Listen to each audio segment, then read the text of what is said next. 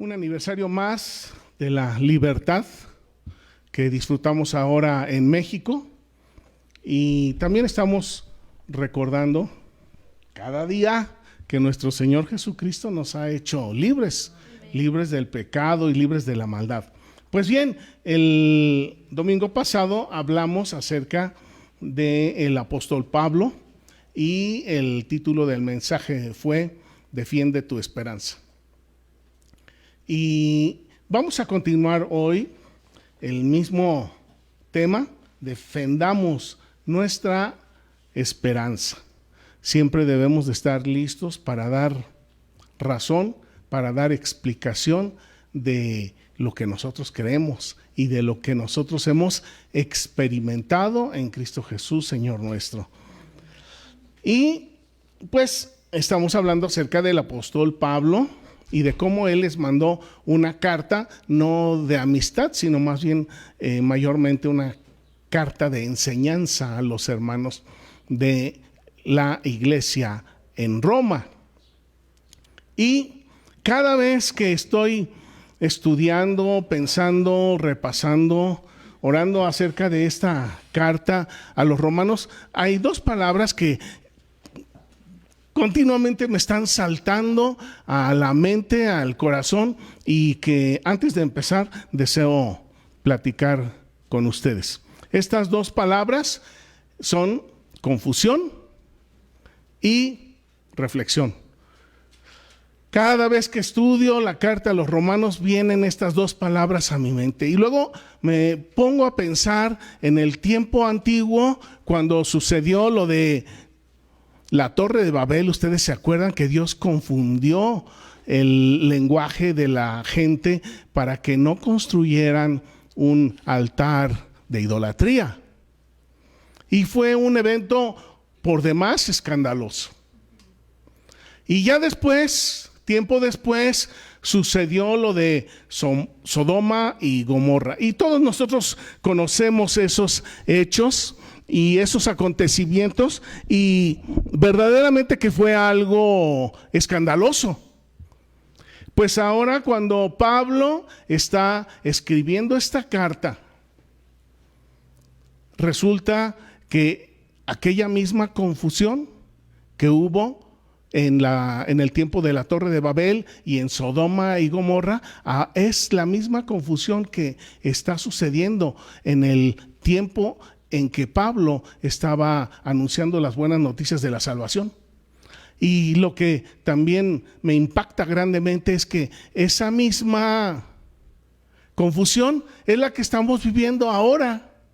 Ese mismo espíritu de confusión ha operado en la humanidad por todas las edades, desde que entró el pecado. Pero gracias a Dios que envió a su Hijo, y lo veíamos la semana pasada. Envió a su Hijo, primero habló y profetizó acerca de él, y después lo hizo carne, de acuerdo al linaje de David. Y después su Hijo fue muerto, es decir, el Hijo de Dios, el Mesías Jesucristo el Señor, fue muerto. Y todos dijeron, pues aquí acabó la historia de ese grande pensador, de ese gran ser humano, y aquí acabó la historia. Y al tercer día resucitó, y resucitó para usted, y resucitó para mí. Y porque Él vive es que nosotros ahora también nos gozamos y nos alegramos. Fue Jesucristo, el Mesías, declarado el Hijo de Dios a través de un evento maravilloso que es la resurrección, y Él vive aún el día de hoy y seguirá viviendo eternamente, porque Él es Dios, porque Él es eterno, porque Él es infinito, porque Él es soberano. Y ahorita, en los días miércoles, nuestro pastor Hans ya nos está hablando acerca de las virtudes, de las características, de los atributos de Dios. Y sabemos que Dios es uno, un Dios Padre, Hijo, Espíritu Santo, mostrado en 3 oficios y yo diría también en 3 etapas de la humanidad. Y gracias a Dios, porque ese Dios trino no solamente vivió entre nosotros, vive entre nosotros a través de su Santo y Divino Espíritu. De manera que entonces Pablo primero establece los hechos de las buenas noticias de salvación. Jesucristo encarnado, el Hijo de Dios, murió y resucitó, y no hay duda, es grande la evidencia de que Él es el Hijo de Dios. Y porque Él vive, nosotros viviremos. Esos son los hechos de las buenas noticias de salvación. Y Pablo habló de esto en los primeros versículos, en el versículo 3 y 4 del primer capítulo de Romanos. Luego en el verso 5 nos habla de que Él ha recibido el apostolado. ¿Qué quiere decir apóstol? Apóstol es un pregonador. Apóstol es alguien que se dedica a publicar determinadas ideas. En el caso de las buenas noticias de salvación, es un hombre que ha sido escogido para pregonar las buenas noticias de salvación. Lo interesante aquí es que así como Pablo fue escogido, todos aquellos que hemos creído en Cristo y que hemos sido llamados a su luz admirable, también hemos sido designados. Ahora utilizamos grandemente la palabra llamar, entonces déjenme utilizarla. Hemos sido llamados para ser pregonadores de las buenas noticias de salvación. Y después de esto empezamos a ver cómo el apóstol empieza a mostrar su defensa de estas nuevas noticias, de estas nuevas ideas, de estas nuevos pensamientos acerca de la salvación, acerca de la eternidad. Pues bien, les dije que hay 2 palabras que siempre me saltan cuando entro en la carta a los romanos. Y la primera fue confusión. Y la segunda es reflexión. Miren, ahorita, igual que en el tiempo de Roma, igual que en el tiempo de Pablo, igual que en el tiempo del Señor Jesús, igual que en todos los tiempos, la confusión reina en este mundo. Pero nosotros, cada uno de nosotros, tenemos una capacidad de razonamiento, un raciocinio que Dios nos dio. Y ese raciocinio es una capacidad para pensar, para meditar y para reflexionar. Yo recuerdo que cuando trabajaba en las empresas, tuve un jefe que me decía, puedes mejorar, pero antes tienes que pensar. Y yo decía, qué manera de decir esas cosas, ¿no?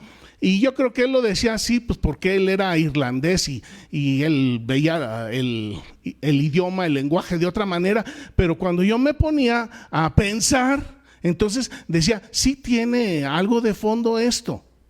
Cada uno de nosotros podemos mejorar. Pero para mejorar es necesario reflexionar. ¿Por qué? Porque a través de la reflexión nosotros podemos darnos cuenta muchas veces que estamos actuando, pensando equivocadamente.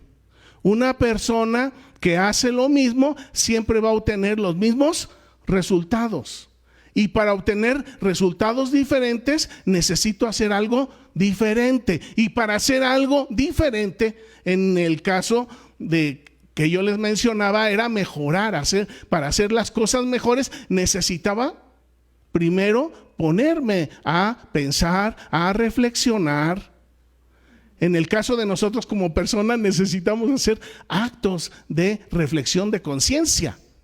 De que si lo que estamos haciendo está bien o no está bien, y de que si lo que estamos haciendo se puede mejorar, y de que si lo que no nos gusta hacer y aunque es bueno y no lo hacemos, entonces a través de la reflexión podemos encontrar la fuerza para cambiar nuestra dirección. Ahora, también la meditación, la reflexión tiene sus niveles, porque yo puedo reflexionar solamente por lo que yo alcanzo a observar con mis sentidos. Y es buena esa reflexión, pero también puedo reflexionar a través de lo que yo encuentro en la experiencia de otros. Y en este caso, en lo particular, les hablo de la palabra de Dios. Y la palabra de Dios es una revelación especial, específica, particular, a través de la cual Dios se muestra hacia nosotros. Puede ser que yo pase toda mi vida leyendo la palabra de Dios, pero si no reflexiono, las cosas no van a mejorar en mi vida. Fíjense cómo la reflexión es una aplicación de un conocimiento que uno tiene y que por alguna razón ese conocimiento está ocioso. Entonces, en el tiempo en que estaba sucediendo todo esto, en Roma, en Judea, en Jerusalén, y lo vimos que en Asiria y en toda la humanidad había un espíritu de confusión, pero siempre también ha habido la posibilidad de reflexionar para cambiar, para mejorar. Entonces, miren, Pablo les envía una carta a los hermanos de Roma y él empieza a hacer su defensa. Y la semana pasada empezamos a revisar esos puntos a través de los cuales Pablo está presentando una defensa de lo que él cree acerca de las nuevas noticias de salvación. ¿Se acuerdan? Y decía la semana pasada, yo les decía a ustedes que los judíos y los judíos prosélitos, es decir, los judíos por naturalización y los de nacimiento que estaban apegados a la ley de Moisés, entonces iban y se ponían en contra de Pablo porque Pablo había sido uno de ellos. Y entonces le decían: ¿por qué no te da vergüenza que habiendo sido un opositor del camino, de las nuevas, de las buenas noticias de salvación, por qué no te da vergüenza que ahora no paras de hablar de esto? Y entonces, ¿se acuerdan qué fue lo que les contestó Pablo? Lo tenemos aquí en el verso 16.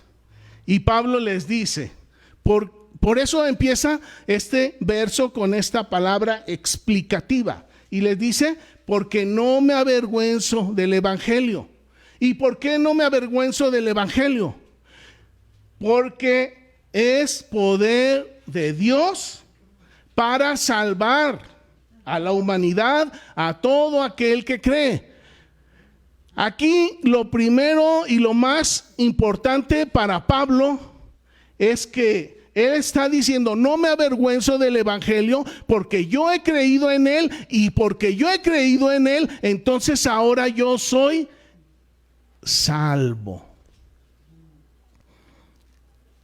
Es natural que si Pablo no era salvo en su vida anterior, obviamente no solamente se avergonzaba del camino, sino que también trataba de acabar con todo aquel que así pensaba.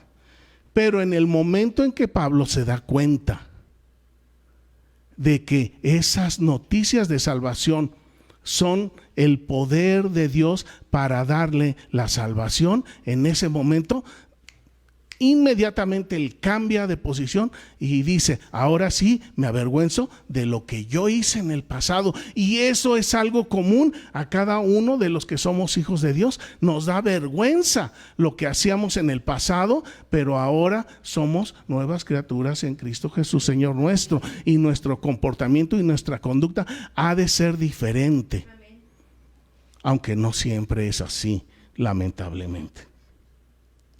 Estas dos explicaciones primeras las analizamos la semana pasada y dijimos: siempre tenemos que estar listos para dar respuesta, para dar razón, para explicar por qué creemos en Cristo Jesús, Señor nuestro. Pues miren, en total la defensa de Pablo da 6 explicaciones, 6 porqués, 6 razones por qué él no se avergüenza de que habiendo sido opositor del Señor Jesús, del camino, de las buenas noticias de salvación, ahora Él es el primer defensor.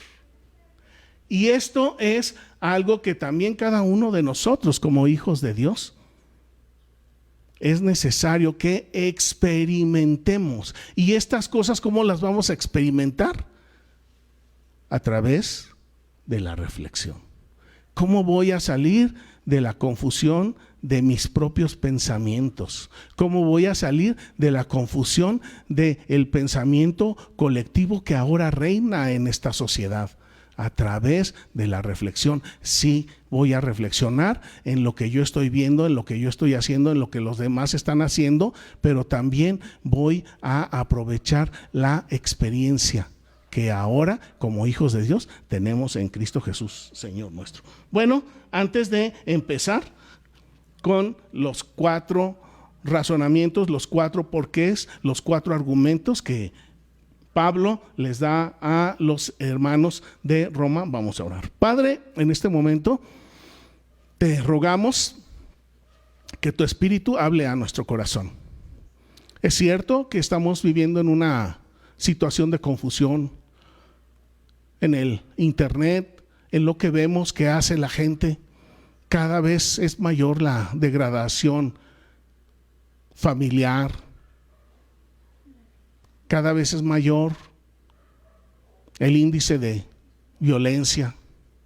Cada vez es mayor cada una de las muestras de pecado en cada una de las personas. Y muchas veces hasta llegamos a sufrir consecuencias por el pecado, pero muchas veces, aún siendo hijos tuyos, permanecemos en el pecado, siendo que tú, Señor, nos has hecho libres. Yo te ruego, Padre, que hables a cada uno de los corazones que estamos aquí en este momento y de los que nos están mirando a través de los medios electrónicos, y que tú, Señor, nos ayudes, nos guíes para reflexionar, para cambiar y para vivir conforme a tu voluntad. Te lo rogamos en Cristo nuestro Señor. Amén. Bueno, entonces primero Pablo les dice, porque no me avergüenzo del evangelio, porque es poder de Dios para vida eterna. Primeramente a los judíos y después a los griegos y después a los pachuqueños. Y por eso es que no nos avergonzamos del evangelio. Y después Pablo les da otro argumento, y ese argumento lo encontramos aquí en el verso 17. Dice, porque en las buenas noticias, la forma en que Dios nos mira como hombres y mujeres justas se revela por fe y para fe, como está escrito, mas el justo por la fe vivirá.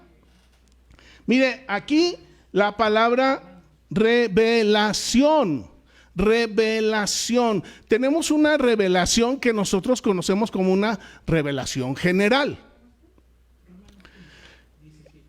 Cuando nosotros vamos al Real del Monte, o cuando vamos a los primas basálticos, o cuando vamos a la playa o al campo, o a cualquier lugar en donde hay mucha naturaleza, nosotros podemos ver todo ese cielo, esa tierra, podemos ver toda la creación de plantas, de flores, de animalitos. Cuando nosotros nos ponemos un momento a ver cómo está formado nuestro cuerpo, que es un organismo maravilloso, entonces nosotros podemos, si queremos, reflexionar y decir, ¿quién habrá hecho todo esto?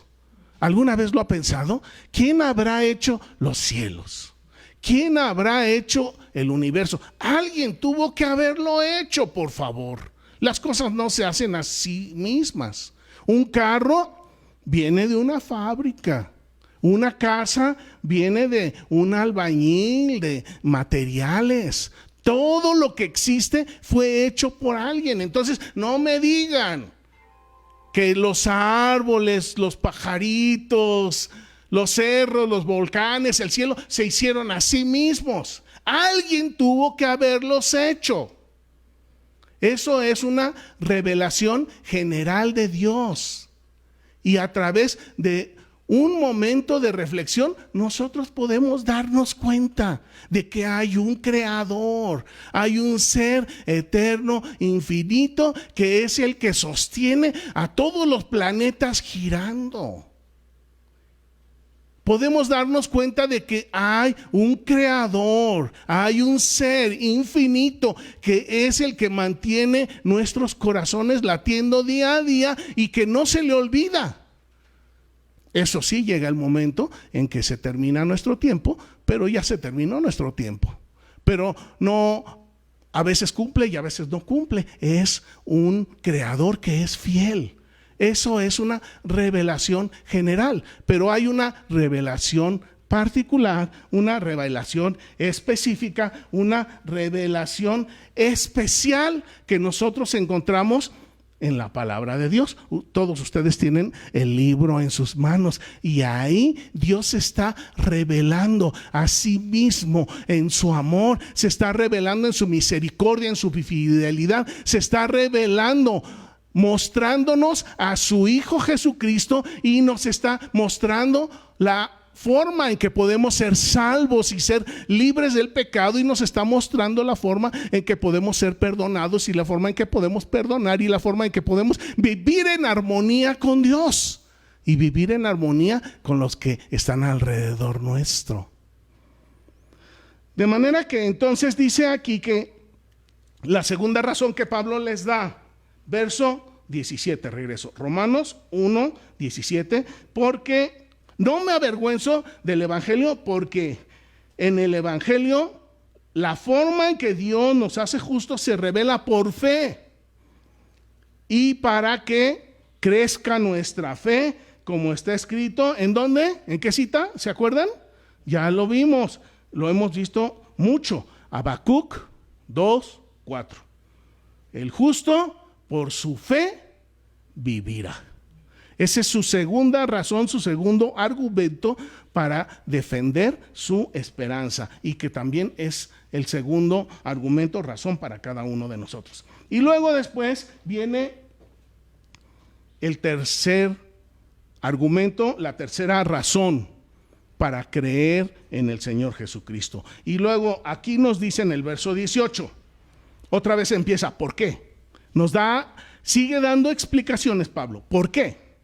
Le preguntaron por qué y él responde, ¿por qué? Porque la ira de Dios, ¿qué dice?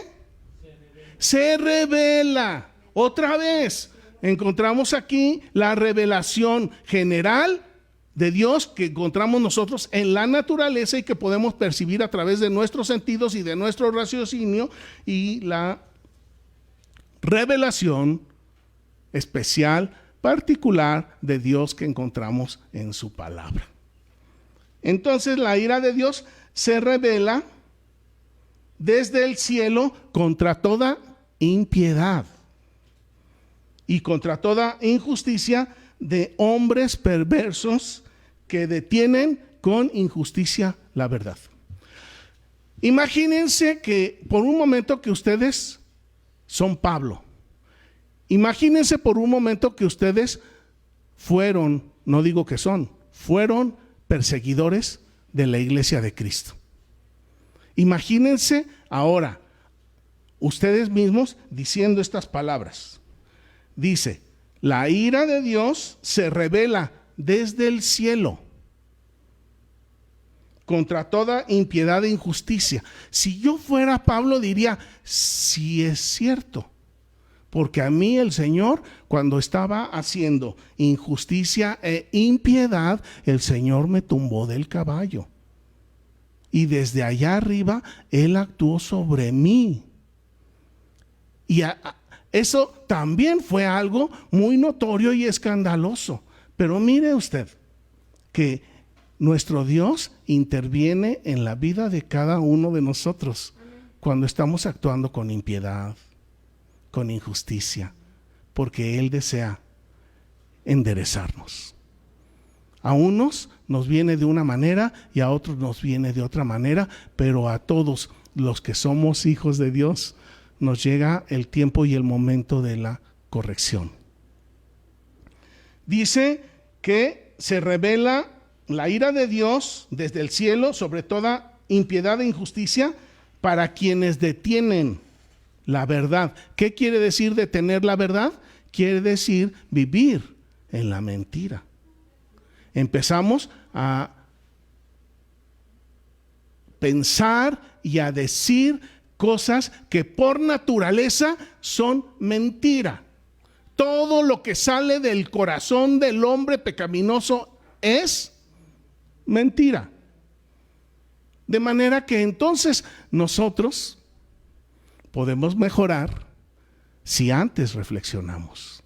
Y si reflexionamos, ha de ser sobre el camino, sobre las palabras de Dios, para que entonces la oscuridad de nuestro interior se transforme en una luz verdadera, y entonces nuestros pensamientos, nuestros razonamientos, nuestros criterios sean corregidos, enderezados por la luz de nuestro Señor Jesucristo.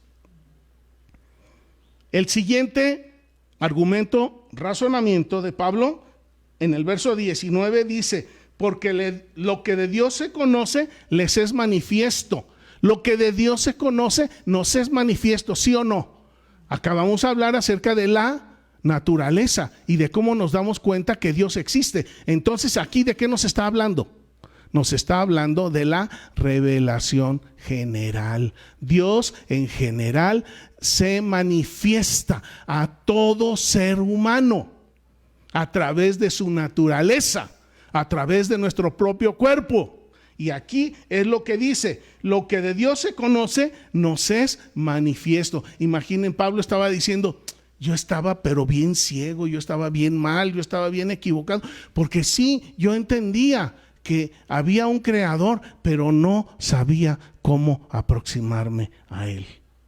¿Por qué? Porque lo hacía en sus pensamientos, en sus razonamientos y en sus criterios. Fue hasta que tuvo el encuentro con el Señor Jesús cuando sus pensamientos cambiaron, y después de que cambiaron sus pensamientos, sus acciones fueron diferentes, agradables a Dios.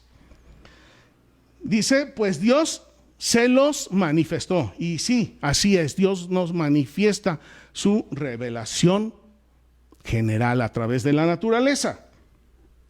Y luego viene en el verso 20, y ahora entra ya nuevamente en la revelación de Dios, pero ahora en la revelación específica, particular, especial de Dios. Dice, porque las cosas invisibles de Dios, su eterno poder, su deidad, se hacen claramente visibles desde la creación del mundo. Claramente visibles desde la creación del mundo. ¿Cómo es que se hacen claramente visibles? Dice que son entendidas por medio de las cosas hechas. Miren, imaginen que no tenemos Biblia, y entonces nos vamos al mar, nos vamos allá a donde está la naturaleza, y empezamos a preguntarnos y a cuestionarnos: ¿cómo tendrá que ser la persona, el ser que hizo esta naturaleza? ¿Cómo tendrá que ser el creador que formó todas estas cosas? Y en ese momento, la revelación general que Dios hace a través de su naturaleza nos conduce hasta su revelación especial y particular de su verdadera naturaleza. Dice aquí, su eterno poder y su deidad. ¿Cuántos años tiene el sol y todavía no se ha hecho viejo? ¿Cuántos años tiene el cielo y todavía no se hace viejo? ¿Cuántos años tiene la tierra y está envejeciendo por causa del pecado de nosotros? Y aún así, dice aquí en la palabra, el cielo y la tierra pasarán, pero mis palabras no pasarán. Mis palabras son eternas. Pero si aún no tuviera la palabra de Dios, yo me doy cuenta que ese ser que hizo el cielo es eterno. Porque no puedo contar un principio ni puedo contar un fin. Y entonces la revelación de la naturaleza general que habla de Dios me da una idea de las características, de las virtudes, de los atributos de ese Dios amoroso que está junto a nosotros y en nosotros a cada día y a cada instante. Porque las cosas invisibles de Dios, su eterno poder y su deidad se hacen claramente visibles desde que el mundo fue creado, siendo entendidas por medio de las cosas hechas. De modo que no hay excusa, no hay excusa. Estas son los 6 argumentos de Pablo para defender el evangelio. Y son 6 argumentos fuertes y potentes que todos y cada uno de nosotros debemos de conocerlos. Así como las tablas, para que demos razón, para que demos explicación de por qué creemos en quien hemos creído. Porque Él es eterno, porque su poder es infinito. Y así nos lo enseña Pablo. Y finalmente, para terminar el día de hoy, miren, en el verso 21 tenemos la exhortación para el día de hoy, para ustedes, para mí y para ustedes, hermanos que nos están mirando ahí en casa. Romanos 1:21 dice: pues habiendo conocido a Dios, entonces yo les pregunto a ustedes, a través de la naturaleza de la revelación general, ¿ustedes comprenden que Dios existe? Entonces, les pregunto, ¿conocemos a Dios? Sí lo conocemos. Sí lo conocemos. Entonces, dice aquí Pablo, si conoces a Dios, número 1, glorifica a Dios en tu vida. ¿Conoces a Dios? Glorifica a Dios en tu vida. ¿Qué quiere decir glorificar? Quiere decir reconócelo. Quiere decir, preocúpate de cómo piensa para que actúes de esa manera. Quiere decir, piensa en Él a cada momento y a cada instante. Quiere decir, glorificar a Dios, que le demos el primer lugar en nuestra existencia. Porque así como el cielo y la tierra pasarán, nuestro cuerpo también pasará, pero sus palabras no pasarán. Y el que cree en sus palabras, así como Él resucitó, también resucitará, también resucitaremos. Amén. De modo que conoces a Dios, entonces glorifica a Dios. Número 2, dale gracias. ¿Por qué? Por todo. Y si me parece malo lo que estoy viviendo, dale gracias. Porque a través de eso el Señor nos está guiando a una perfección. Nos está dirigiendo a una cercanía a su presencia. Nos está dirigiendo a crecer en la fe. Nos está dirigiendo a la justicia. Nos está dirigiendo a que seamos pregonadores, publicadores de las buenas noticias, para que otros que se están perdiendo vengan al conocimiento de que no tienen que ir a morir eternamente en el infierno.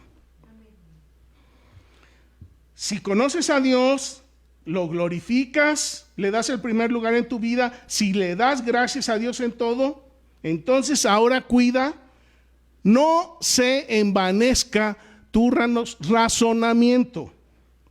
No pienses que tú eres el único que sabe, no pienses que eres el único que piensa no pienses que eres el único que conoce la verdad. No, la verdad tiene un nombre y su nombre es Jesucristo.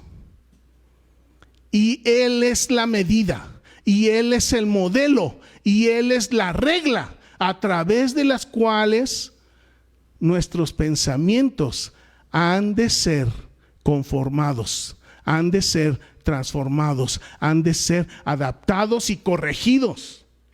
Si conocemos a Dios, mis hermanos, démosle gloria a Dios, démosle gracias a Dios. Cuidemos cada día de vivir de acuerdo a sus pensamientos. Necesitamos aprender a vivir en el pensamiento de Dios, en los preceptos de Dios, en los mandamientos de Dios, en el amor de Dios, en la forma de ser de Dios.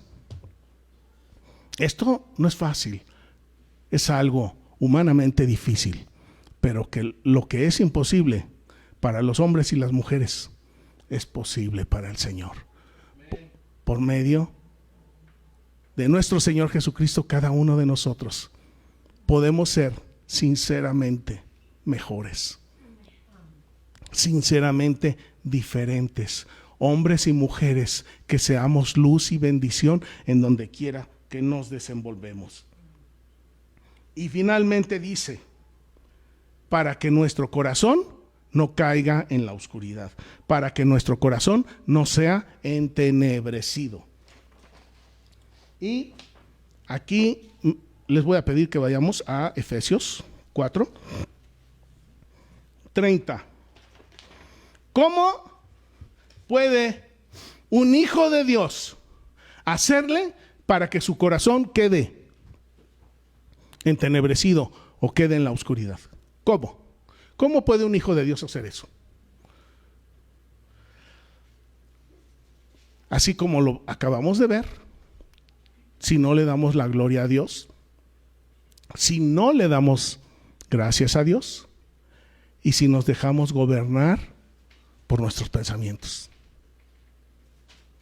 Qué grave es el dejarnos llevar por nuestros pensamientos y qué grave es cuando tratamos de hacer al mundo a nuestro modo, porque aquí yo soy el papas fritas, yo soy el Juan Camaney, son mis chicharrones los que truenan.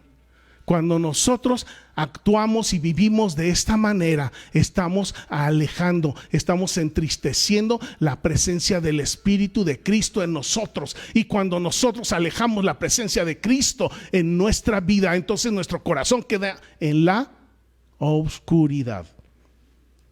Efesios 4:30.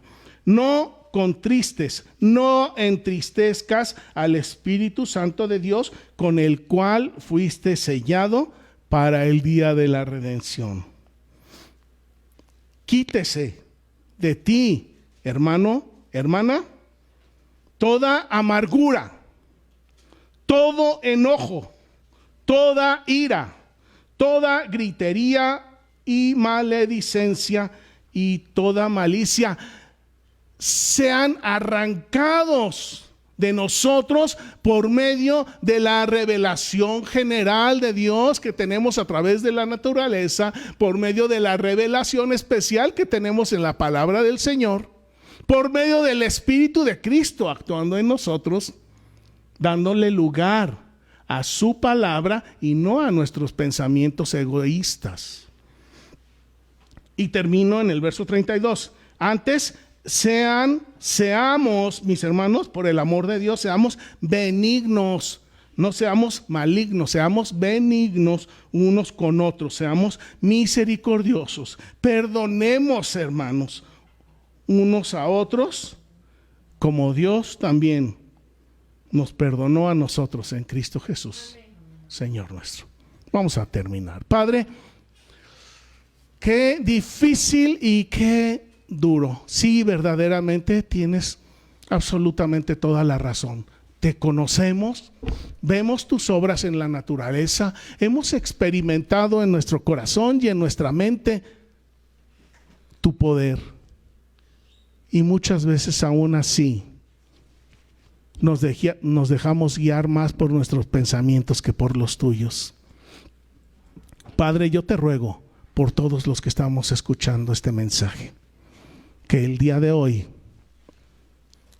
cambiemos nuestros pensamientos por tus pensamientos, nuestras ideas por tus mandamientos. En este tiempo de confusión, Señor, tú nos has dado tu revelación. Tú te has revelado a nosotros a través de la naturaleza. Aquí en tu palabra también, Señor, te encontramos y tu Espíritu está en nosotros. Ahora, Padre, también nos comprometemos a meditar un poco sobre lo que hacemos, a reflexionar un poco, que muchas de las cosas que hacemos van en contra de tu personalidad. Espíritu Santo de Dios, yo te ruego que hables a nuestro corazón. Muéstranos, Espíritu Santo, la amargura que muchas veces hay, o el enojo, la ira, la gritería,